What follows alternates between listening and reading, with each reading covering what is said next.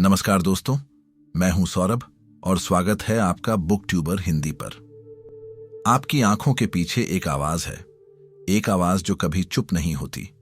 जब आप सोने की कोशिश करते हैं तब वो सबसे ज्यादा शोर मचाती है। जब आप कुछ अच्छा महसूस करना चाहते हैं तो वो अतीत की कोई बुरी याद ले आती है। जब आप भविष्य के लिए कोई सपना देखते हैं तो वो 1000 डर सामने रख देती है। ये नहीं हुआ तो लोग क्या कहेंगे, मैं फेल हो गया तो। ये आवाज, ये अनचाहा किराएदार जो आपके दिमाग में बैठा है, यही आपकी जिंदगी की सबसे बड़ी समस्या है। आप बाहर की दुनिया से लड़ते रहते हैं, लेकिन असली जंग तो आपके अंदर चल रही है, हर पल, हर सांस के साथ। आज मैं जिस किताब की बात करने वाला हूं वो कोई साधारण किताब नहीं है।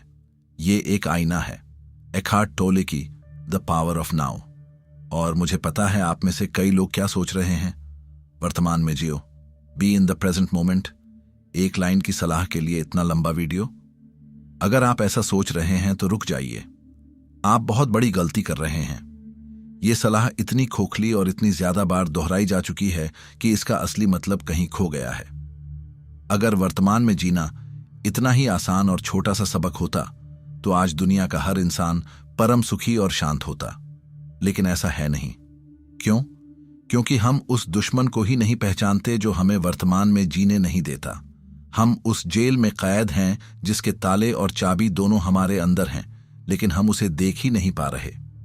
ये वीडियो सिर्फ आपको ये नहीं बताएगा कि वर्तमान में जियो, ये आपको उस अदृश्य दुश्मन से मिलवाएगा, उस मानसिक कैंसर की जड़ तक ले जाएगा जो आपकी खुशी को दीमक की तरह खा रहा है। ये वीडियो आपको उस कैद से आजाद होने का नक्शा देगा। तो अगर आप अपनी जिंदगी की सबसे गहरी, सबसे जरूरी सच्चाई जानने के लिए तैयार हैं तो मेरे साथ इस सफर पर चलिए। ये कोई किताबी बातें नहीं होंगी, ये आपकी आत्मा से सीधी बात होगी। लेसन नंबर 1, आप आपका दिमाग नहीं है, you are not your mind. ये इस किताब का और शायद आपकी पूरी जिंदगी का सबसे बड़ा और सबसे शक्तिशाली सबक है। इसे ध्यान से सुनिए, क्योंकि यहीं से सारी क्रांति शुरू होती है। हम सब अपनी जिंदगी एक बहुत बड़े धोखे में जी रहे हैं। हम सोचते हैं कि हम वो हैं जो हमारे दिमाग में चल रहा है। हमारे विचार ही हमारी पहचान है। मैं दुखी हूं, मैं चिंतित हूं, मुझे गुस्सा आ रहा है। हम इन विचारों से इतना जुड़ जाते हैं कि हमें लगता है कि ये विचार ही मैं हूं। लेकिन एखार्ट टोले एक बम फोड़ते हैं। वो कहते हैं, you are not your mind. आप अपने दिमाग नहीं हैं। आप वो नहीं हैं जो आपके दिमाग में चल रहा है। आप उन विचारों को देखने वाले हैं। आप वो चेतना, कॉन्शियसनेस हैं जिसके मंच पर ये विचार आते और जाते हैं। एक पल के लिए सोचिए, जब आप कहते हैं मेरे दिमाग में एक विचार आया, तो वो कौन है जो उस विचार को देख रहा है? वो आप हैं। वो विचार आप नहीं हैं। आपका दिमाग एक औजार है, एक टूल। जैसे आपका हाथ एक टूल है, वैसे ही आपका दिमाग भी एक टूल है। लेकिन हमने इस टूल को अपना मालिक बना लिया है। ये एक पागल मालिक है जिसने अपने नौकर यानी आपको 24 घंटे बिना रुके काम पर लगा रखा है। ये लगातार सोचता है, विश्लेषण करता है, जज करता है, शिकायत करता है, चिंता करता है। ये चुप ही नहीं होता। संत कबीर ने सदियों पहले कहा था, बुरा जो देखन मैं चला, बुरा न मिलिया कोई। जो दिल खोजा अपना, मुझसे बुरा न कोई। वो इसी अनियंत्रित मन की बात कर रहे थे। ये मन ही सारे दुखों की जड़ है। ये आपको अतीत के पछतावों में डुबो कर रखता है। मुझे वैसा नहीं करना चाहिए था, काश मैंने वो कह दिया होता। या फिर ये आपको भविष्य के डरों में उलझाए रखता है। कल मेरा इंटरव्यू कैसा होगा? क्या मैं कभी सफल हो पाऊंगा? क्या वो मुझे छोड़कर चला जाएगा? इस लगातार चलने वाली बकवास के कारण आप उस अकेली चीज को खो देते हैं जो सच में मौजूद है, अभी, ये पल, द नाउ। आपका शरीर अभी यहां है, आपकी सांसें अभी चल रही हैं, लेकिन आपका मन, वो या तो 10 साल पहले की किसी घटना में अटका है या 5 साल बाद की किसी चिंता में डूबा है। आप अपनी ही जिंदगी में एक भूत की तरह जी रहे हैं, शरीर यहां, मन कहीं और। इस सच्चाई को पहचानने का पहला कदम है अपने विचारों के प्रति जागरूक होना। Become the watcher of your thoughts. जब भी आपके दिमाग में कोई नकारात्मक विचार आए, उसे बस देखिए, उसे जज मत करिए, उसे लड़िए मत, बस एक साक्षी की तरह उसे देखिए। जैसे आप सड़क पर गाड़ियों को आते जाते देखते हैं, वैसे ही अपने विचारों को आते जाते देखिए। आप पाएंगे कि जैसे ही आप उन्हें देखना शुरू करते हैं, उनकी शक्ति कम होने लगती है। आपके और आपके विचारों के बीच एक दूरी पैदा हो जाती है, और उस दूरी में, उस शांति में आपको पहली बार अपनी असली पहचान की झलक मिलती है। The silent watcher, the presence, वो आप जो इन सब विचारों के परे है। ये कोई आसान काम नहीं है। सालों की आदत है विचारों से अपनी पहचान जोड़ने की, लेकिन जिस पल आप ये समझ जाते हैं कि मैं अपने विचार नहीं हूं, उसी पल आपकी आजादी की यात्रा शुरू हो जाती है। आप उस पागल मालिक के चंगुल से छूटने लगते हैं और अपनी जिंदगी की बागडोर वापस अपने हाथ में लेने लगते हैं। लेसन नंबर 2, दुख शरीर, द पेन बॉडी। अब हम एक ऐसे कॉन्सेप्ट की बात करेंगे जो आपके रोंगटे खड़े कर देगा। ये इतना गहरा और सच्चा है कि आपको लगेगा कि किसी ने आपके अंदर झांककर आपकी सबसे अंधेरी सच्चाई को बाहर निकाल दिया है। एखार्ट टोले इसे कहते हैं द पेन बॉडी, यानी दुख शरीर। कल्पना कीजिए कि आपके अंदर एक और जिंदा चीज है, एक ऊर्जा क्षेत्र, एक तरह का परजीवी जो आपके पुराने अनसुलझे दर्द और भावनाओं से बना है। बचपन का कोई सदमा, किसी रिश्ते का टूटना, कोई अपमान, कोई असफलता, वो सारा दर्द जो आपने उस वक्त पूरी तरह महसूस नहीं किया, वो कहीं गया नहीं। वो आपके अंदर इकट्ठा होकर एक ऊर्जा बन गया है, एक भूखा प्रेत जो जिंदा रहने के लिए और ज्यादा दर्द चाहता है। यही है आपका दुख शरीर। ये दुख शरीर ज्यादातर समय सोया रहता है, लेकिन ये मौके की तलाश में होता है। जैसे ही आपकी जिंदगी में कोई ऐसी घटना होती है जो पुराने दर्द से मिलती जुलती है, कोई आपकी आलोचना कर दे, कोई आपको नजरअंदाज कर दे, कोई छोटी सी बात बिगड़ जाए, ये दुख शरीर जाग जाता है। और जब ये जागता है तो ये आप पर हावी हो जाता है। आप अचानक पाते हैं कि आप छोटी सी बात पर बहुत ज्यादा प्रतिक्रिया कर रहे हैं। आपका पार्टनर कुछ कह देता है और आप आग बबूला हो जाते हैं। आप घंटों तक उस बात को अपने दिमाग में घुमाते रहते हैं। आप रोते हैं, चिल्लाते हैं। बाद में आप सोचते हैं, मैंने ऐसा क्यों किया? बात तो इतनी बड़ी नहीं थी। वो आप नहीं थे, वो आपका जागा हुआ दुख शरीर था जो उस स्थिति को इस्तेमाल करके और ज्यादा दर्द पैदा कर रहा था ताकि वो उस दर्द को खाकर जिंदा रह सके। दुख शरीर को नाटक, ड्रामा बहुत पसंद है।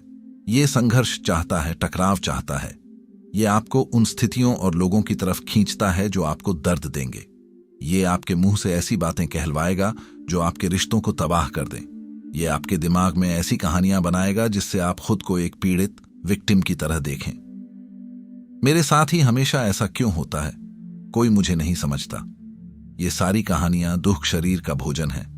दुनिया में जो इतना व्यक्तिगत और सामूहिक दुख है, लड़ाइयां, नफरत, घरेलू हिंसा, डिप्रेशन, उसके पीछे ये सामूहिक दुख शरीर काम कर रहा है। जब किसी व्यक्ति का दुख शरीर जागता है तो वो अक्सर दूसरे व्यक्ति के दुख शरीर को भी जगा देता है, और फिर दो दुख शरीर आपस में लड़ते हैं, एक दूसरे को दर्द देते हैं और मजबूत होते जाते हैं। तो इस खतरनाक परजीवी से कैसे बचें? जवाब फिर वही है, जागरूकता, अवेयरनेस। जिस पल आपको एहसास हो कि आप पर कोई भारी नकारात्मक भावना हावी हो रही है, चाहे वो गुस्सा हो, उदासी हो या डर हो, रुक जाइए। अपने आप से कहिए, ये मेरा दुख शरीर जाग गया है। बस ये पहचान लेना ही बहुत बड़ी बात है। उस भावना से अपनी पहचान मत जोड़िए। ये मत कहिए मैं दुखी हूं, कहिए मेरे अंदर दुख की भावना है। उस भावना को बस महसूस कीजिए, उससे लड़िए मत, उसे दबाने की कोशिश मत कीजिए। उसे अपने शरीर में एक तीव्र ऊर्जा की तरह महसूस कीजिए। अपनी जागरूकता की रोशनी उस पर डालिए। दुख शरीर अंधेरे में ही जिंदा रह सकता है। जैसे ही आप उस पर अपनी जागरूकता की टॉर्च मारते हैं, वो कमजोर पड़ने लगता है। आप उस भावना को देख रहे हैं, आप वो भावना बन नहीं रहे। आप उस तूफान के बीच में शांत केंद्र बन जाते हैं। जब आप अपने दुख शरीर को पहचानना और देखना शुरू कर देते हैं, तो आप उसे भोजन देना बंद कर देते हैं। आप नकारात्मक सोचना बंद कर देते हैं। आप नाटक रचना बंद कर देते हैं। धीरे धीरे ये भूखा परजीवी कमजोर होकर खत्म होने लगता है, और उसकी जगह जो शांति और हल्कापन आता है, वो अद्भुत होता है। आप सालों के बोझ से आजाद महसूस करते हैं। ये आपकी आत्मा का डिटॉक्स है। लेसन नंबर 3, समय का मायाजाल, सबसे बड़ी जेल, द इल्यूजन ऑफ टाइम।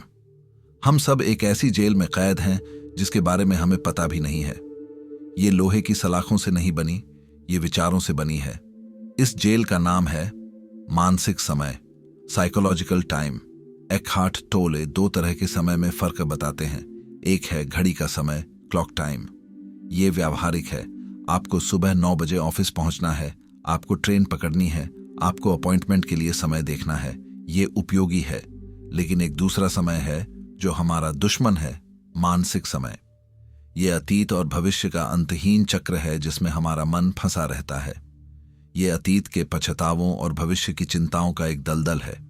और सच तो ये है कि हम अपनी 99% जिंदगी इसी मानसिक समय में जीते हैं। आप अभी ये वीडियो देख रहे हैं, लेकिन क्या आप सच में यही हैं? या आपका मन सोच रहा है इसके बाद क्या करना है, कल की मीटिंग का क्या होगा, उसने मुझे ऐसा क्यों कहा था? हम शारीरिक रूप से वर्तमान में होते हैं, लेकिन मानसिक रूप से हम हमेशा कहीं और होते हैं। हम अपनी पूरी जिंदगी इंतजार करने में बिता देते हैं। हम सोचते हैं जब मेरी पढ़ाई पूरी हो जाएगी तब मैं खुश होऊंगा, फिर जब मेरी नौकरी लग जाएगी तब मैं खुश होऊंगा, फिर जब मेरी शादी हो जाएगी, जब मेरे बच्चे हो जाएंगे, जब मैं रिटायर हो जाऊंगा, तब तब तब। ये तब कभी नहीं आता, क्योंकि जिस पल आप एक लक्ष्य तक पहुंचते हैं, आपका मन तुरंत एक नया तब बना लेता है। ये एक ऐसी दौड़ है जिसका कोई अंत नहीं है। आप हमेशा अगले पल की तलाश में रहते हैं और इस प्रक्रिया में आप उस अकेले पल को खो देते हैं जो आपके पास सच में है, ये पल। रूमी ने कहा था, past and future veil God from our sight, burn up both of them with fire. यानी अतीत और भविष्य हमारी आंखों पर पर्दे की तरह है। इन दोनों को आग से जला दो। अतीत आपकी यादों में जिंदा है, भविष्य आपकी कल्पना में जिंदा है। हकीकत में दोनों का कोई अस्तित्व नहीं है। अस्तित्व सिर्फ अभी का है। आपकी पूरी जिंदगी कुछ और नहीं, बल्कि अभी नाव के पलों का एक सिलसिला है। जब आप अतीत के बारे में सोचते हैं तो आप उसे अभी सोच रहे होते हैं। जब आप भविष्य की योजना बनाते हैं तो आप उसे अभी बना रहे होते हैं। सब कुछ अभी में ही घटित होता है। इस मानसिक समय की जेल से बाहर निकलने का रास्ता क्या है? इसका रास्ता है अभी की शक्ति को पहचानना, अपने आसपास की दुनिया के प्रति पूरी तरह से जागरूक हो जाना। क्या आप अपनी सांस को अंदर और बाहर जाते हुए महसूस कर सकते हैं? क्या आप अपने शरीर के अंदर जीवन की ऊर्जा को महसूस कर सकते हैं? जब आप बर्तन धो रहे हों तो सिर्फ बर्तन धोइए, पानी की आवाज सुनिए, साबुन को महसूस कीजिए। जब आप चल रहे हों तो अपने कदमों पर ध्यान दीजिए। ये छोटी छोटी चीजें आपको तुरंत समय के मायाजाल से बाहर निकालकर वर्तमान के पल में ले आती हैं। जब आप पूरी तरह से वर्तमान में होते हैं तो चिंता और पछतावा मौजूद नहीं रह सकते। क्यों? क्योंकि चिंता को भविष्य चाहिए और पछतावे को अतीत चाहिए। अभी में न भविष्य है न अतीत, अभी में सिर्फ जीवन है। लोग अक्सर पूछते हैं, तो क्या हमें भविष्य के लिए योजना नहीं बनानी चाहिए? बिल्कुल बनानी चाहिए। घड़ी के समय का इस्तेमाल कीजिए, योजना बनाइए, लक्ष्य तय कीजिए, लेकिन उस लक्ष्य से मानसिक रूप से मत जुड़ जाइए। अपनी खुशी को उस लक्ष्य पर निर्भर मत कीजिए। अपनी यात्रा के हर कदम का आनंद लीजिए, क्योंकि यात्रा ही जिंदगी है, मंजिल नहीं। जब आप इस समय के भ्रम से जागते हैं तो आपकी जिंदगी में एक अद्भुत बदलाव आता है। तनाव और चिंता का भारी बोझ आपके कंधों से उतर जाता है। आप हर चीज को ज्यादा गहराई से महसूस करने लगते हैं। खाने का स्वाद, फूलों की खुशबू, किसी प्रियजन का स्पर्श। आप जीना शुरू कर देते हैं, सिर्फ सांस लेना नहीं। लेसन नंबर 4, मुक्ति का दरवाजा। अभी में कैसे जिए? Strategies for entering the now. अब तक हमने समस्या को समझ लिया है, हमारा अनियंत्रित मन, हमारा दुख शरीर और समय का भ्रम। अब सबसे जरूरी सवाल आता है, तो करें क्या? अभी में प्रवेश करने का व्यावहारिक तरीका क्या है? यह सिर्फ कहने की बात नहीं है, इसे करना कैसे है? एकहार्ट टोले कुछ बहुत ही शक्तिशाली और सरल तरीके बताते हैं। पहला और सबसे शक्तिशाली तरीका है अपने अंदर के शरीर को महसूस करना, फीलिंग द इनर बॉडी। एक पल के लिए अपनी आंखें बंद कीजिए, अपना ध्यान अपने हाथों पर ले जाइए। उन्हें देखिए मत, बस उन्हें अंदर से महसूस कीजिए। क्या आप अपने हाथों में एक हल्की सी झंझनाहट, एक ऊर्जा, एक जीवन शक्ति महसूस कर सकते हैं? अब यही ध्यान अपने पैरों पर ले जाइए। फिर अपने पेट, छाती और पूरे शरीर में इस ऊर्जा को महसूस करने की कोशिश कीजिए। ये आपके शरीर की जीवन ऊर्जा है। ये हमेशा अभी में होती है। जब भी आप अपने मन के शोर में खो जाएं, बस अपना ध्यान अपने अंदर के शरीर की इस ऊर्जा पर ले आएं। ये आपको तुरंत वर्तमान में लंगर डाल देगा। ये आपको आपके दिमाग से निकालकर आपके शरीर में वापस ले आएगा। दूसरा तरीका है अपनी सांसों पर ध्यान देना, वॉचिंग द ब्रेथ। आपकी सांस एक और लंगर है जो हमेशा वर्तमान में होता है।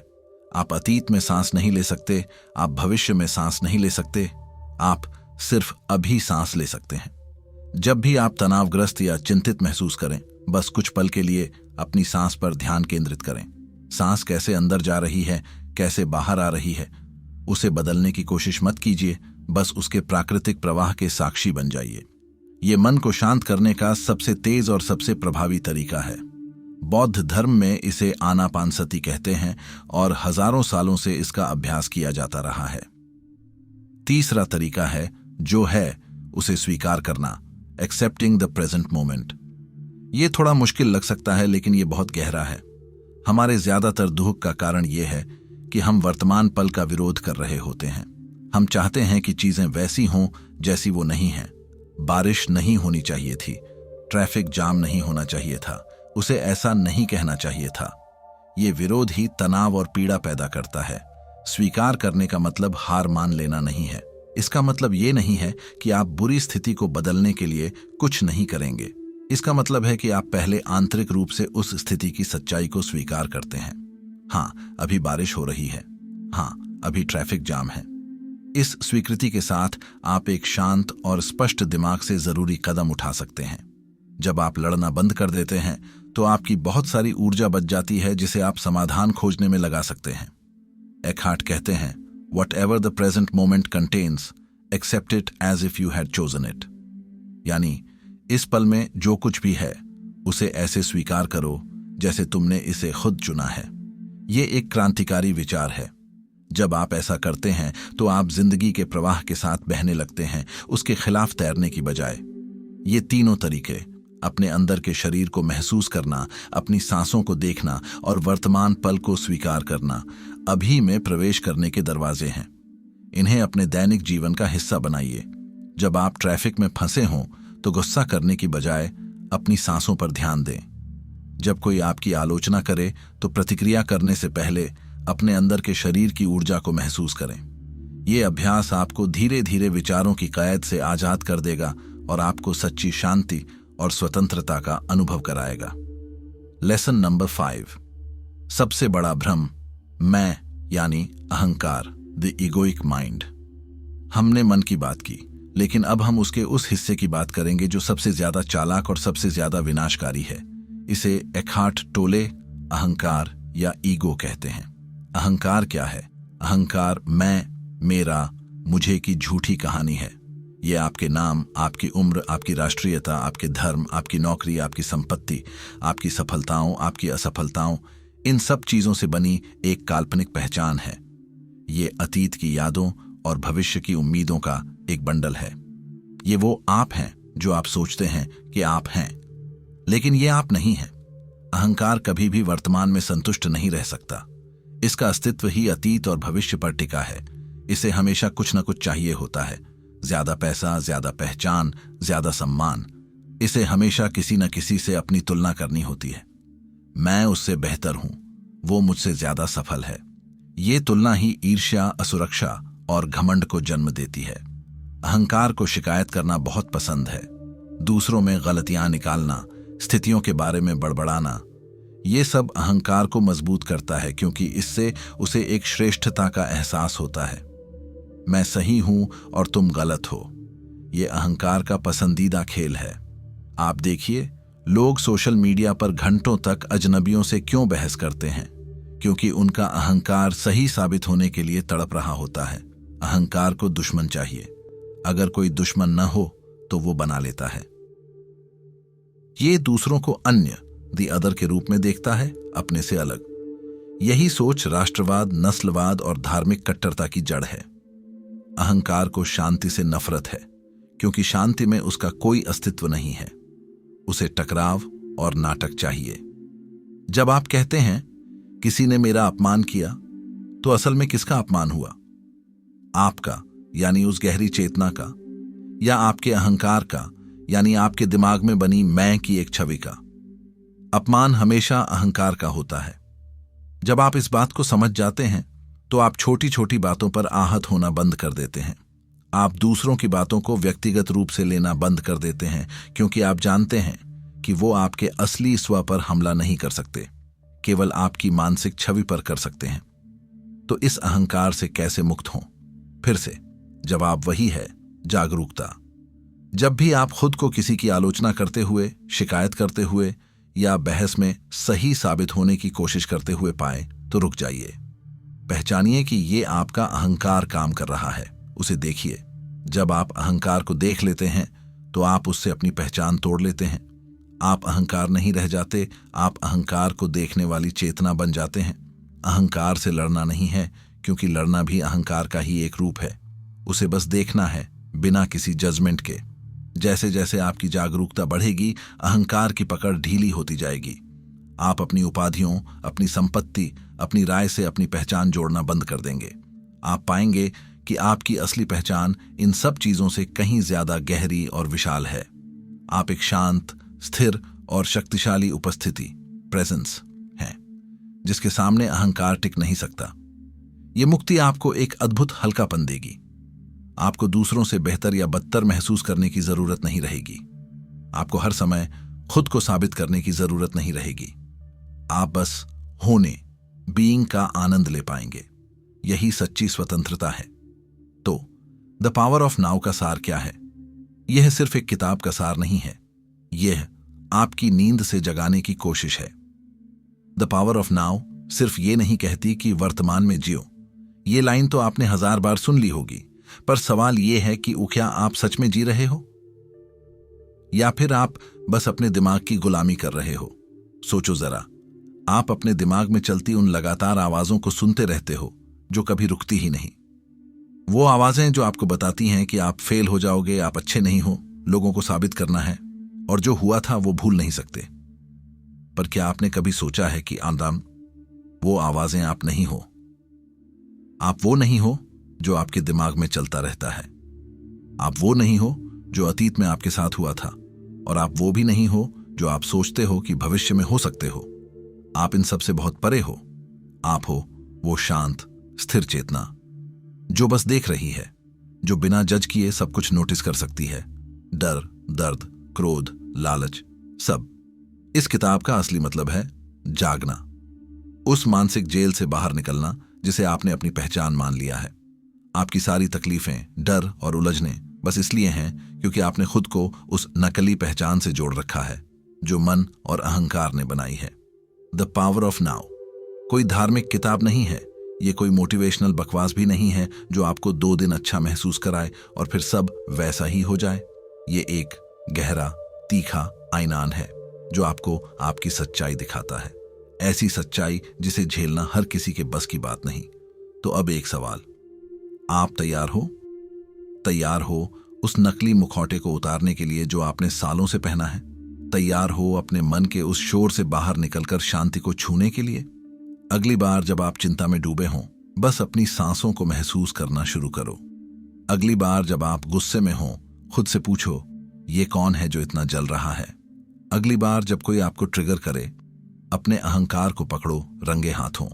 और अगली बार जब आप अकेलेपन या डर से भर जाएं, अपने पैरों के नीचे जमीन महसूस करो और अटभी-टट्यान में लौट आओ। ये छोटे पल ही असली युद्ध हैं, और इन्हीं पलों में आपकी मुक्ति छिपी हुई है। देखो, ये सिर्फ बुक समरी नहीं है, ये एक दरवाजान है, और हर कोई इस दरवाजे को नहीं देख सकता। आप देख पा रहे हो तो इसका मतलब है आप तैयार हो। अब सवाल है, क्या आप अंदर कदम रखोगे या फिर वापस अंधेरे में लौट जाओगे?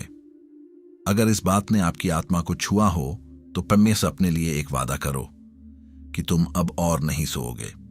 कमेंट में लिखो, मैं जागना चाहता हूं। यह सिर्फ एक कमेंट नहीं है, ये एक प्रतिज्ञा है। और अगर आपको ऐसा कोई इंसान याद आ रहा है जो इस मानसिक जेल में बंद है, तो इस वीडियो को उसके साथ जरूर शेयर करो, क्योंकि एक जागा हुआ इंसान हजारों सोए हुए लोगों से ज्यादा ताकतवर होता है। और हां, सब्सक्राइब जरूर करो, लेकिन उस पुराने पैटर्न की तरह मत करो जिसमें आप सब्सक्राइब तो करते हो लेकिन भूल जाते हो। सब्सक्राइब करो, क्योंकि यहां हर वीडियो एक चाबी है जो आपको आपकी असली जिंदगी के दरवाजे तक ले जा सकती है। अब कदम आपको उठाना है। आपकी असली जिंदगी विचारों के शोर के बाद शुरू होती है, उस शांति में, उस स्थिरता में, उस अभी के पल में। Thank you so much for watching.